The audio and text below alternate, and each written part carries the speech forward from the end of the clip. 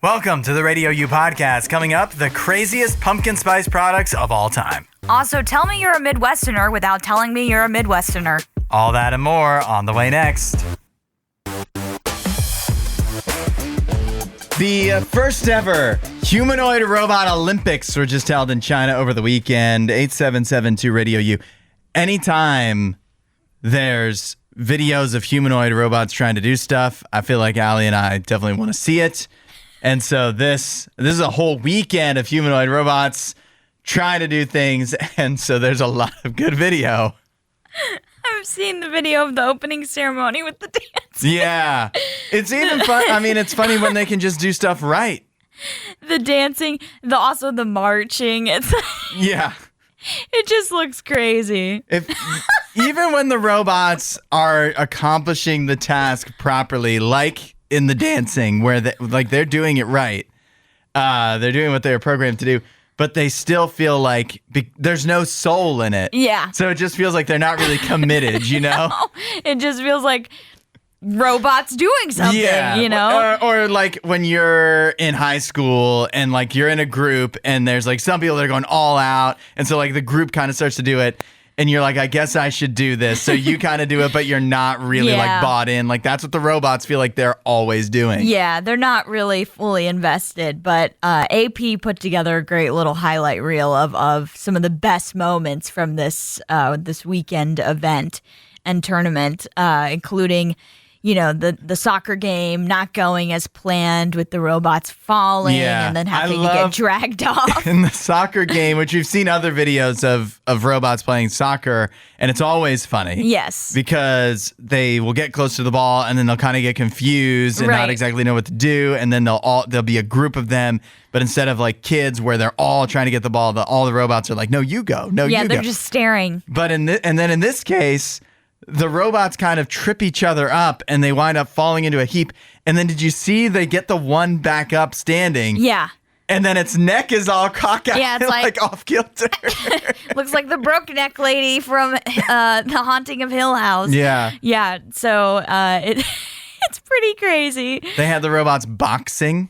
Yep. Which that was honestly probably the most impressive of all of the robot events. That was weird because it looked like they really were boxing, but then if they hit each other, nothing happened because there was just no power to it. Even though they were doing a punch, the way you would do a punch, it just somehow it seemed like it had no power to it. Yeah, they were just going through the motions. And then, of course, we got to see robots racing once more, which is hilarious. We talked about this when they did the humanoid robot marathon or 5K. I can't remember, but there was I think it was a half marathon. Half marathon. And, you know, we were mentioning how you don't need to worry because these robots are seriously not even anywhere close to as fast as humans. Yeah. And basically, they're just like fast walking. They really haven't improved the speed because they do show like the robots' handlers walking beside them. And they're kind of bending like the human has to kind of bend their knees a little bit to keep up. Like it's that's it. We have some of the highlights. I didn't see video of the robot that had to drop out of the 1,500 meter race because its head flew off partway around the course. Oh my goodness. But I would like to see that. Yeah, that's terrifying. And I appreciate somebody was interviewed, one of the fans that attended. His name was Hong Yun. He says that it's well worth the cost of admission, which was up to $80 was the most expensive ticket, which doesn't feel bad for 3 days of robot stuff. He said it's well worth it because seeing the robots race was much more exciting than seeing real humans. Wow. And I think I can see how that would be true. Every human race you watch pretty much goes the same way. A robot race, you have no idea. Yeah, you don't know what's going to happen. Unpredictable. Decapitations. Apparently, yeah. You know, robots falling over. Spontaneous decapitation. The only thing that would make it a little annoying to me is it just takes way longer than a human race. Yeah. Allie, I want you to tell everyone else what you just told me. I am so excited to drive home today. Not just for the reason of you get to go home. Yeah, work is over. Yeah, but because there is a new ramp in town. A new highway ramp that has been It's been worked on for a long time. Years. Yeah. It feels like anyways. Well, I don't know if it's been being built for years because I feel like the timeline of them building this has actually been pretty quick, even though it was supposed to be finished in June. It just opened this weekend. But there's a particular what I would consider bottleneck area of when I'm driving home that's been bad for years in the East Columbus area. And it's because those getting off a certain highway and those getting on a certain highway have to converge and merge between each other with one lane. There are a couple places in town, and where this was just built, I think, is one of them, where they have an exit where the people exiting off of the thing and the people exiting or trying to enter. They're entering, and so they have to like zipper into each other when they're both headed in opposite it's chaos, pure chaos. The way it's so hard for me to describe is what makes it so hard to do in real life. Right. And so they finally replaced this. It's been well overdue because it's just this area of town has grown exponentially because Columbus is one of the biggest growing cities in America. It has been for years. Lots of new tech, lots of, Amazon, new companies coming in. So lots of people are moving to this area. So it just causes more and more traffic. So they've needed to do this for a long time. They've known that. But it's finally open. I'm so excited. And literally 2 separate people told me this. And I was like, this is the most Midwest thing I've ever heard in my life. 2 people I know told me this over the weekend. I was playing pickleball yesterday.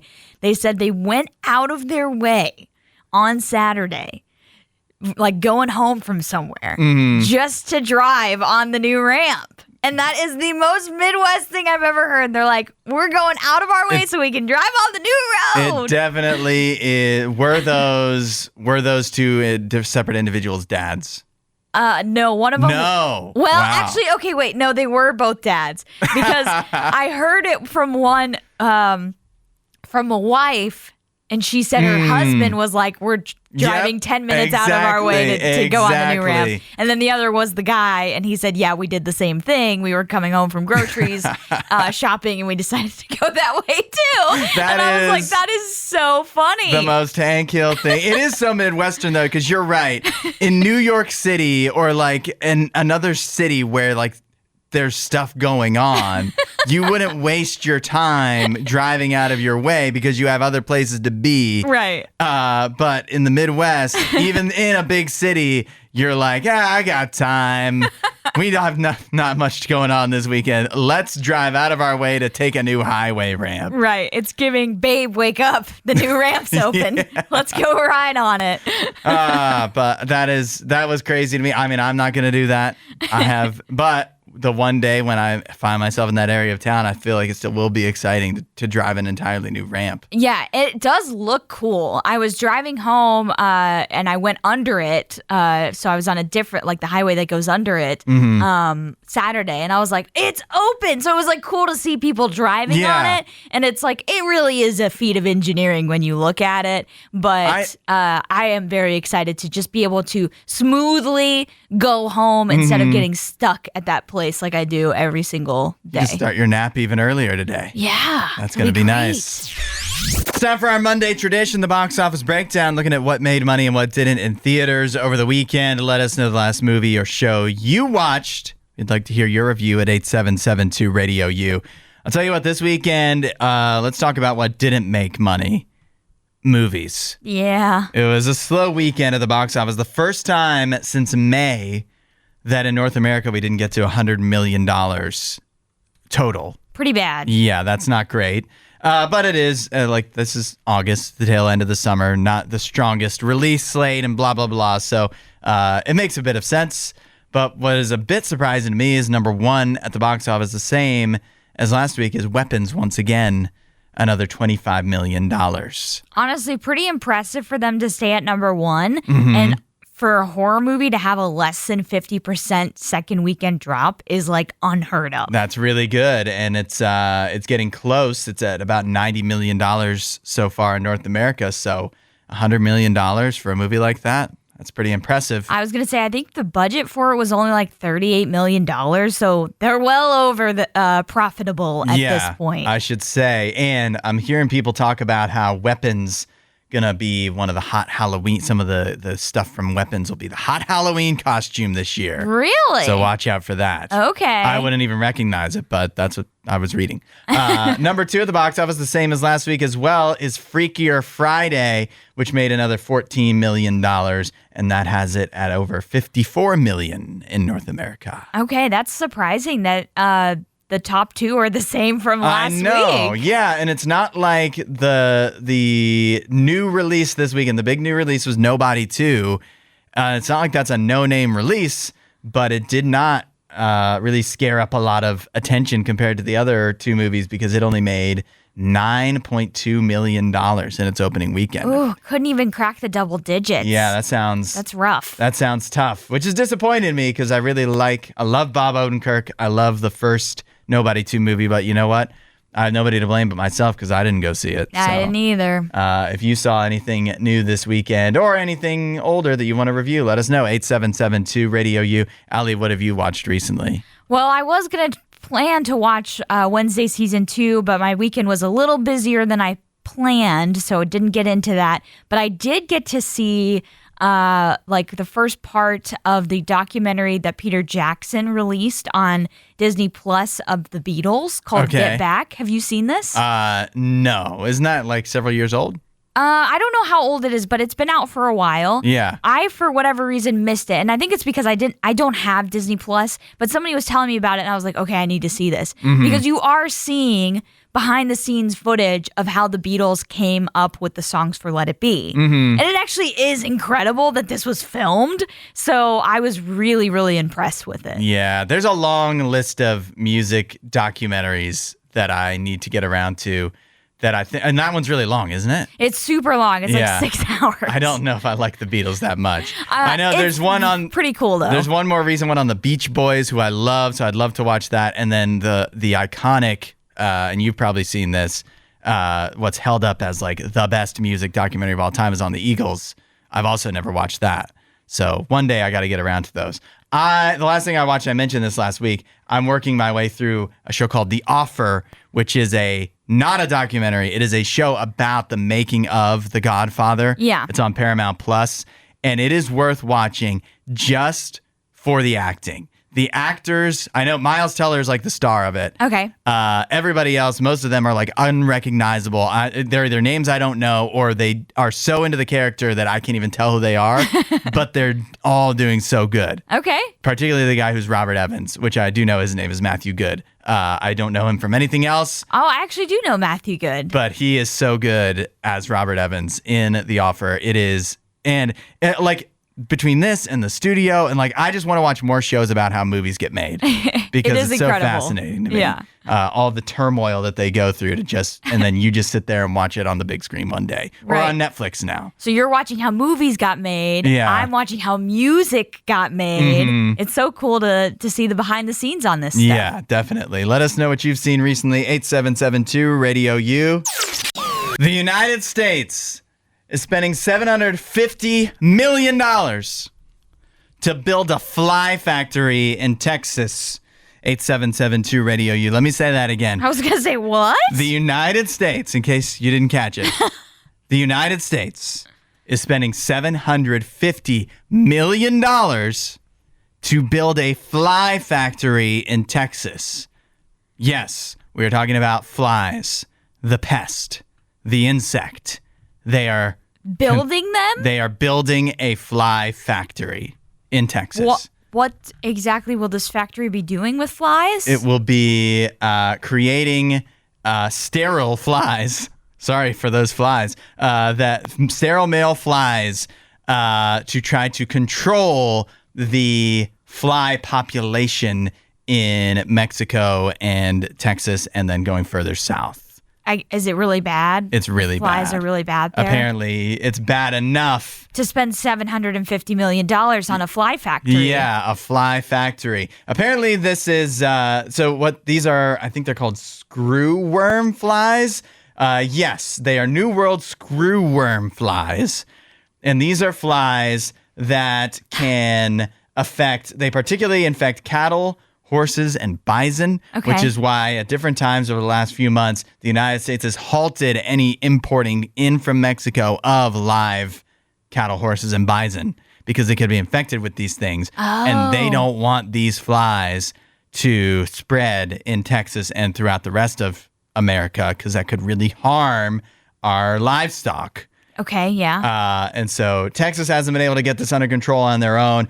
This had been something that was very controlled and kept down to Panama, where they apparently have one of these fly factories as well. Interesting. But it's gotten so out of control that now we have to actually step in and invest $750 million. That's a lot of money, but hey, meat's important. Yeah. I am a lover of meat. Meat, milk, Yep. leather. All the things. There's probably other stuff that comes from cows I don't even realize. And it does say, too, that these not only can affect wildlife, but can also affect pets and humans as well.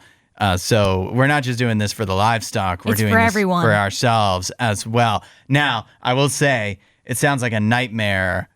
Who wants to work in a fly factory? Not me. A screwworm fly factory. Yeah, no thanks. That sounds like, how much are you going to pay? Is the $750 million just to pay people to work there? Might be. That sounds horrible. That might be a part of it. But I would imagine the technology needed to do something like this is probably not cheap. No, to sterilize flies. Right. Yeah, I guess not. It would suck, too, because you think you're working there. One, either you're working with the flies, and so like that would be... like you'd be worried, are you going to get bitten or whatever? And then otherwise, though, to keep yourself from getting bitten by the flies, you have to wear those big, like, I imagine, like the suits from Monsters, Inc. Like a beekeeper type of like suit. A big yellow rubbery suit that covers your whole body. That doesn't sound enjoyable to put that on for any amount of time. Yeah, so. I can imagine they're getting, worried about 2319s all the time at a fly factory. Yeah, exactly. So I salute anybody. I mean, they're just now, like, these are just the plans that are getting started. Okay, they haven't built it yet. Hopefully, they get this done in time before the screwworms infect the entire country. And secondly, I just salute the people that are going to be working there one day. Yeah, I don't want that job, but thank you to those that decide to work there. Actually, I think if I am reading this right, it is on an Air Force base, so literally it might be like military. Oh, wow. So they might not have a lot of choice, I guess. Yeah. Well, that's fair. Stationed at the screwworm factory. Screwworm flies. Yeah. The big topic of conversation among me and everybody I knew over the weekend was the Big Ten's reported proposal to expand the college football playoff to 24 or even 28 teams. 8772 Radio U. This is a proposal they say is, quote, in the very early stages, and that's where it should stay. We don't need a 24 or 28 team college football playoff. And some of the parameters of this idea are absolutely ridiculous. Okay. They want, according to this report, 7 automatic bids for the SEC and Big Ten. 7. Allie, why do these conferences that are supposedly so much better have to guarantee they get automatic bids for all these teams? If they're so much better, they should just be getting the bids, shouldn't they? Well, yeah, you would think they would probably still just get 7 teams in right. If it's a 28-team playoff.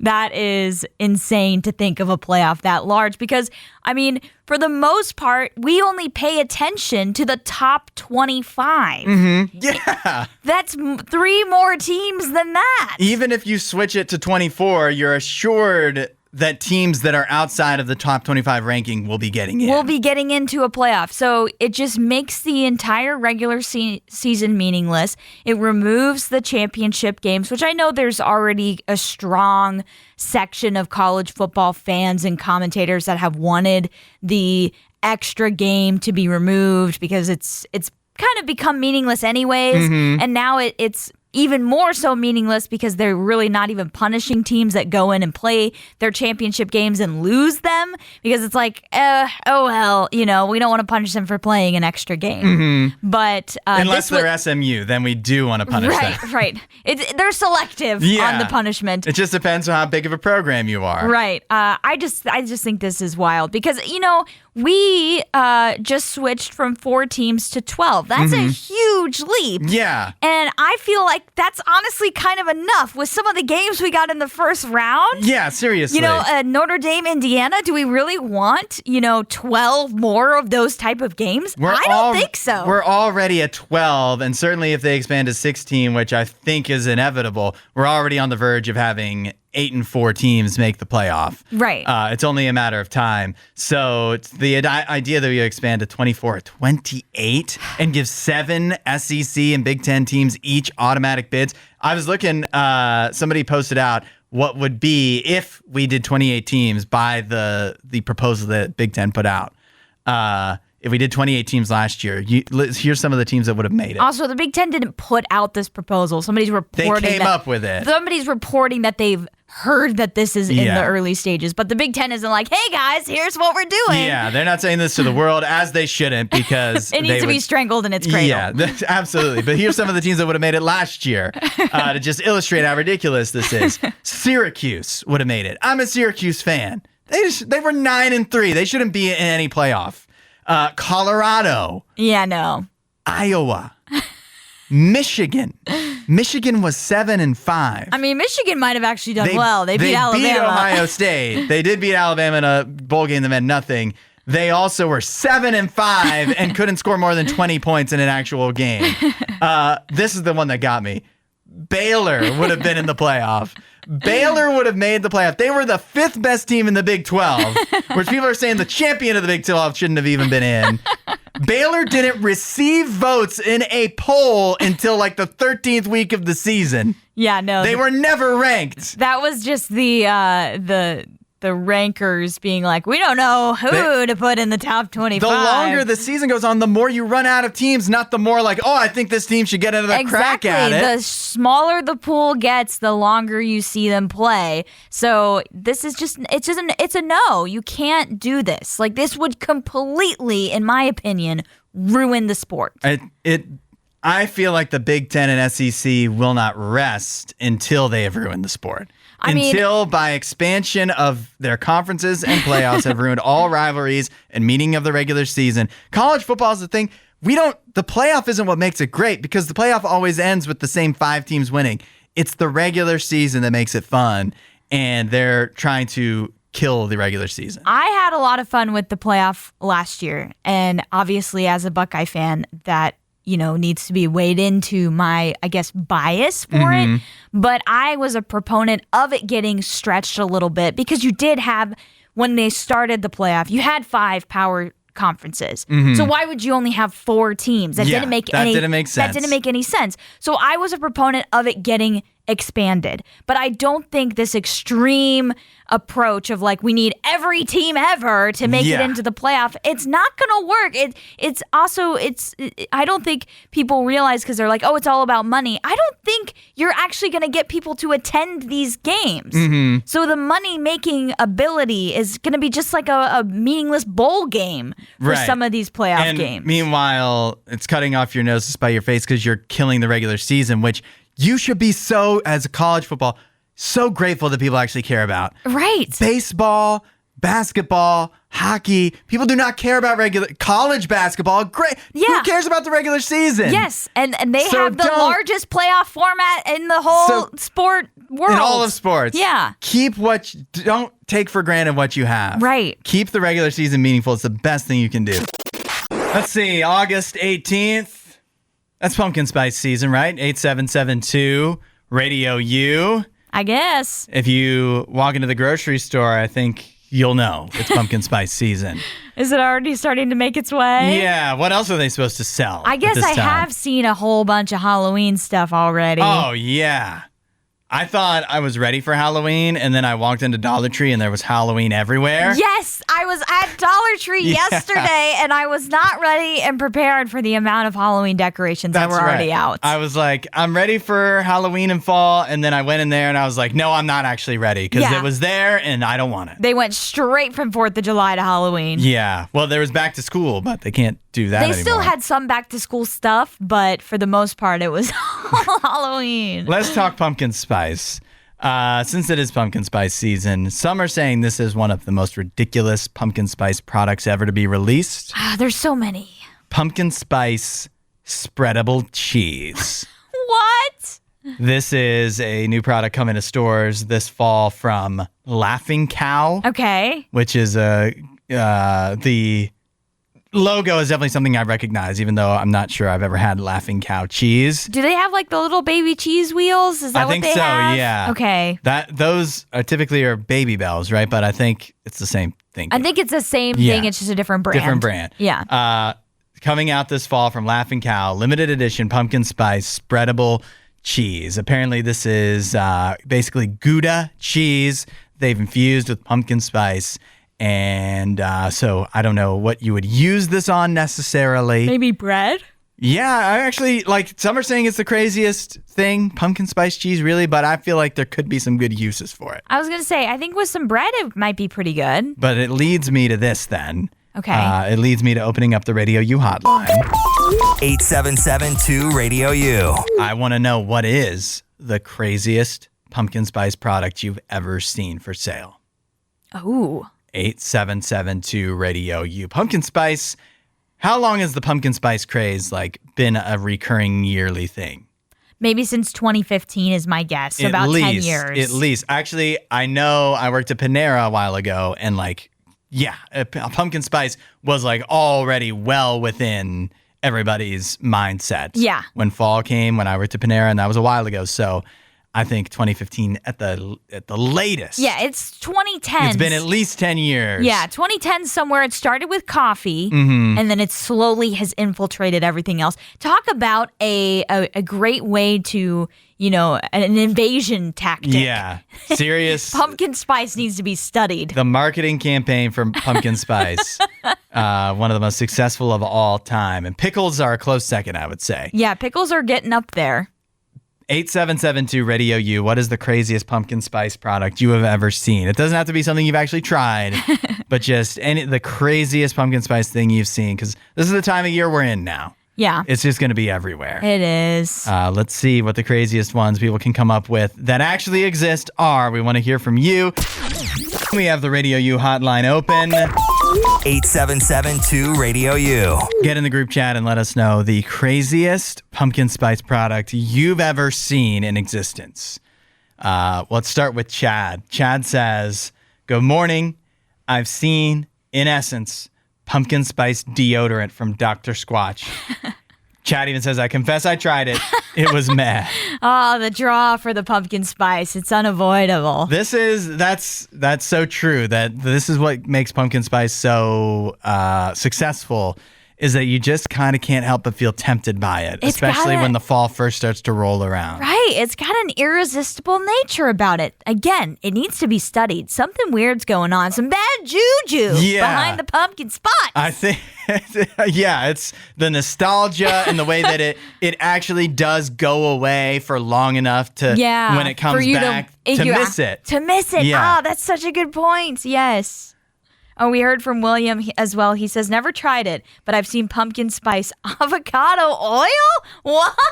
That sounds like too much going on. Two different things coming together that just don't seem to work. I don't like it. Yeah. This might take the cake. Regina says, I think there may have been pumpkin spice toilet paper.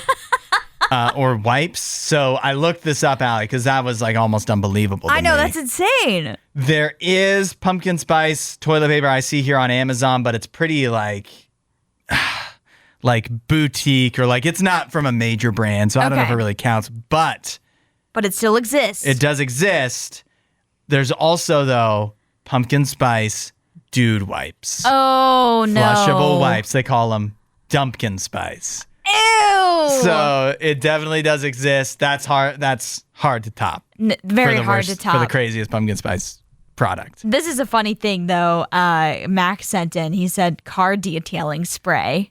Now that feels like a little odd, but appropriate. Because, I mean, cars do, have like the scent that you can put in cars that are the pumpkin spice. I think that's the best use for pumpkin spice, in my opinion, is actually the scented candles and like air fresheners. I think that's the best format for it. I like pumpkin spice smell more than I like the pumpkin spice taste. Yeah. Not that I'm not okay with the pumpkin spice taste. There's we've talked about it this time of year. Yeah, I'll start to spice in a bit of pumpkin spice. Try some things. Yeah, but I like the smell more. Yeah. I also saw pumpkin spice cup of noodles, which you can actually get. It looks like these are for sale now at Walmart. I think you can get pumpkin spice cup noodles. Wow. So talking about if you like the taste, that is an option for you. Have it with your cup of noodles. Yeah. But you know what? This is August 18th. This is just the beginning. We have another month or two of pumpkin spice stuff. It's only just the start, and we talked about this last year when pumpkin spice was getting big in the fall. There's a pumpkin spice tax. Everything that's pumpkin spice flavored or scented, the price is a little higher than the regular, and yet people still pay for it. Because of the nostalgia and the irresistible nature of pumpkin spice. It's very mildly addicting to people, I think. Something. Like just where you just need like 2 hits a year. But you need it. You start jonesing when it starts to get towards Labor Day. Philadelphia Phillies pitcher Matt Strom's in the news for a couple reasons over the weekend. One of them was his advice to possible aspiring card collectors. 8772 Radio U. I love this. He says that if you're getting started collecting cards, you should start with Pokemon instead of sports cards, for example. And the reason for that is he says that they will hold they're a better investment. They'll hold their value better because, and this is his quote, Pikachu is not going to tear his ACL and miss the whole season. Charizard is not going to get a DUI driving home. He's right. I love this. He's absolutely right. I never thought about this before. I don't collect cards. I've never been into cards. I think it's cool. Yeah. My dad has like sets of baseball cards that are super old. Most of them obviously not worth very much. Mm-hmm. But that's kind of what he's pointing at is like it is kind of a gamble if you are going to collect the cards because some of them, as he says later on in his quote, might not be worth the paper they're printed on. Yeah. This is smart advice. I think it's not just for cards. I always think of this for tattoos. Oh. Like I don't have any tattoos. Yeah, same. If I was going to get a tattoo, one of the first things I would think of is sports for sure. Okay. But there's no guarantee. I could get a Packers tattoo and then they could do something like jettison the best quarterback in the league out off of the team. And then I'd be like, I kind of regret this. And so, you know what I'm saying? Yeah. I could get a Red Sox tattoo, and then they could do something like trade away a perennial MVP candidate who then goes on to win a World Series with the team that they traded him to for absolutely nothing. And so then I'd start to regret that tattoo. And so this is the same thing that applies to collecting cards, buying jerseys, these kinds of things. You could get something and you think you're really proud of it at first, and then some other subsequent events happen that make you feel a little less good or make it lose its value. Pokemon, entirely fictional. Like he said, they're never going to do something that ruins their value. That's true. Although value can still change for Pokemon cards. So let's not make it seem as if these cards remain the same value the whole time. Some of them can go up, some of them can go down still. But as he points out, they're not going to mess up. They're not going to do something crazy to make it like, okay, this player is no longer the big name that we thought he was going to be, which happens all the time with these baseball and other sports cards. In sports card collecting, I went through a phase with it because I had a couple people, including my dad, that were like super into it, and they got me. Obviously, I'm huge into sports. Yeah. one of the big things is like getting the rookie cards. Right. Like it's seen as like this guy, he just debuted. This is his rookie card. We've talked about Paul Skeen's rookie card. Yeah, exactly. This is an investment because it's just going to become worth more and more and more. It's almost not even an investment. It's a lottery ticket. Yeah. If this guy becomes huge, you've got his rookie card. They only make rookie cards for the one season, so they can't this is going to be huge. But then more often than not, especially guys that are all hype, they may not reach that hype, and your investment may not actually pan out at all. Yeah, it's a gamble, as I said, so it could be risky. I think if you're gonna collect cards, you should just be doing it for fun for you. If you do end up with a profitable, very worthwhile card in the long run, that's great. But I think for the most part, with a gamble like this, it should be more just something that's a fun hobby for you. Yeah, do it like my dad does, which is just collect stuff that's important to him. Yeah. And also now at this point, players that are mostly dead. So they can't mess up. DIY BBL. Two acronyms that should probably never go together. 8772 Radio U. Even if in this case it does revolve around a Labubu. Somebody posted online a step-by-step guide of how to give your Labubu doll a do-it-yourself Brazilian butt lift. As if the Labubu dolls already didn't look terrible. Problematic enough. So he's showing you how to give it a bigger booty. They call it the La BBL, which just makes sense. And the instructions are very in-depth. They're also handwritten. Yeah. This person put a lot of effort into this. Yes. Where they have color-coded diagrams, needlework tips, and the best is the stitch that's literally called the butt crack stitch. Oh my goodness. To really hone in on what's going on. Yeah, exactly. Oh wow. I didn't have this on my bingo card of 2025. That joke is old. Yeah. I didn't see this coming at all. But also I never saw the Labubu dolls coming at all because I think they're the ugliest thing ever. Yeah. I've mentioned that many times, not a huge fan. Not that I'm I hate the Labubu dolls. I just don't get them. Yeah. It is. I'm definitely thinking the same thing you are. I think that if I was going to give a Labubu cosmetic surgery, I wouldn't have started with the butt. No, it's the face. It's the face. That's the problem. Definitely. I feel like this is the kind of thing that even Sid from Toy Story would be appalled by. Yeah. Or it is the toy that Sid would make, and so you should be appalled by it because you're like, get that away from me. It looks like it's of the devil. Yeah. It's not something I would want. Yeah, I can't believe somebody. And then people following in their footsteps. Like somebody posted a guide and then other people did it. And then now it's really getting out of hand. Yeah. I mean, if you thought the Labubu dolls were ugly before, just wait till you see one with a BBL. Wait, maybe you give, this is a strategy we can use as people too. Your face, maybe not much to write home about. So you distract from it by enhancing elsewhere. That's what you do. Oh, why is our society the way it is? I hate it. We can learn a lot from the Labubu BBL, the La BBL. I think. I think not. Ozempic, Wegovy, Mounjaro, they seem like miracle drugs for treating diabetes, obesity, and in some research, other things as well. Mm-hmm. But new research has come out that confirms what some have warned about and what many feared, and that is that while they can have amazing effects on your body, they can also do terrible things.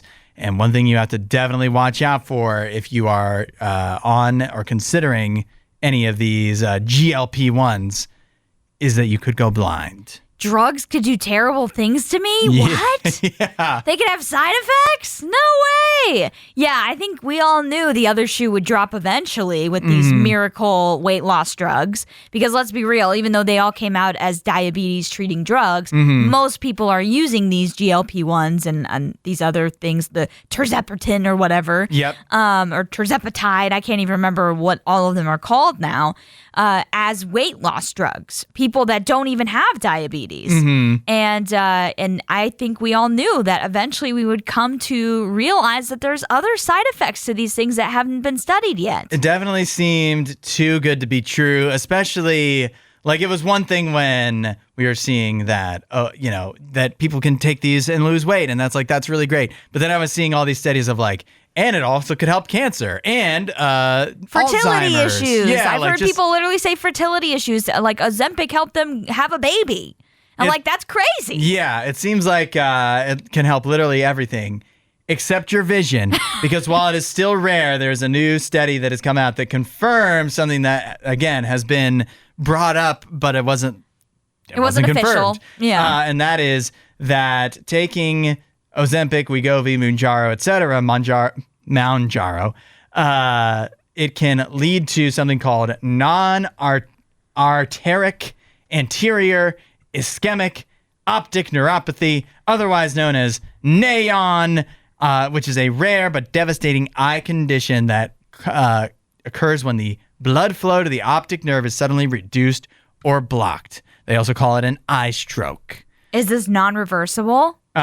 You can treat it in some ways to repair some of your vision, but it'll never be 100% back. Yeah. Recovery of vision is variable, but around 70% of people do not experience improvement in their vision after they experience it. So majority of people, if you have this eye stroke happen, you're essentially blind. You're going to be blind. In at least one eye. It usually affects one eye at a time. So it's a big, now they still say it's rare, but a big risk to take. Yeah.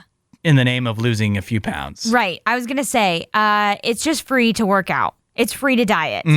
Really no side effects unless you're doing some crazy diet. The side effects are maybe you'll live a healthier life. There's no diet that's going to make you go blind. Yeah. Except maybe this is a rumor, but maybe the no carrot diet. Yeah, right, right.